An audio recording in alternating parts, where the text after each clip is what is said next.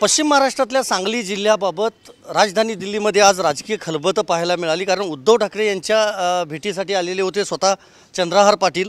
आपण त्यांच्याशी बोलणार आहोत आणि त्यांच्यानंतर विश्वजित कदम आणि खासदार विशाल पाटील यांनी देखील उद्धव ठाकरे यांची भेट घेतली। माझा पहिला प्रश्न हा आहे, तुम्ही आणि ते दोघं समोरासमोर आला नव्हतात, उद्धवजींनी काय वेगवेगळं सांगितलं, तुम्हाला काय सांगितलं, त्यांना काय सांगितलं? येणाऱ्या विधानसभा निवडणुकीमध्ये महाविकास आघाडी म्हणून आपण सर्वजण एकत्र काम करणार आहोत।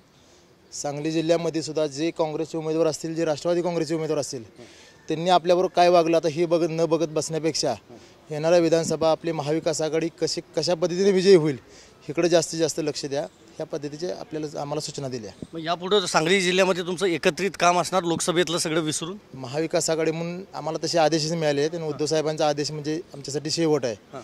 त्या आदेशाच्या पुढे काही नाही, त्यामुळे अशा पद्धतीचे आदेश आम्हाला मिळालेत की येणाऱ्या काळामध्ये एकत्र काम करायचं, त्यामुळे त्याच्या पद्धतीने आम्ही काम करणार। मला सांगा, टोटल 8 विधानसभा मतदारसंघ आहेत सांगली जिल्ह्यामध्ये, मिरज आणि खानापूर आता शिवसेनेकडे राहील। मग आता ते जागा, आता मी ह्यावर काय बोलणार नाही जास्त, कारण जागा वाटप कशा पद्धतीने होतंय महाविकास आघाडी म्हणून, कारण जर ज्यावेळेस सर्वजण आम्ही एकत्र येऊ त्यावेळी कुठलाही उमेदवार कुठेही उभा केला तर तो निवडून येऊ शकतो, एवढी ताकद सांगली जिल्ह्यामध्ये महाविकास आघाडीची आहे। त्यामुळे येणाऱ्या काळामध्ये कुठली जागा कोणाला मिळणार आहे कळेल आपल्याला। धन्यवाद आमच्याशी बोलल्याबद्दल। व्हिडिओ जर्नलिस्ट विनोद कुमार सह मी संदीप राजगोळकर, TV9 मराठी, नवी दिल्ली।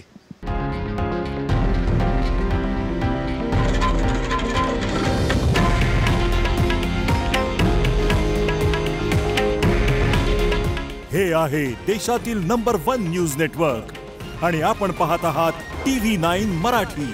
काळजी तुमची, हित महाराष्ट्राचं।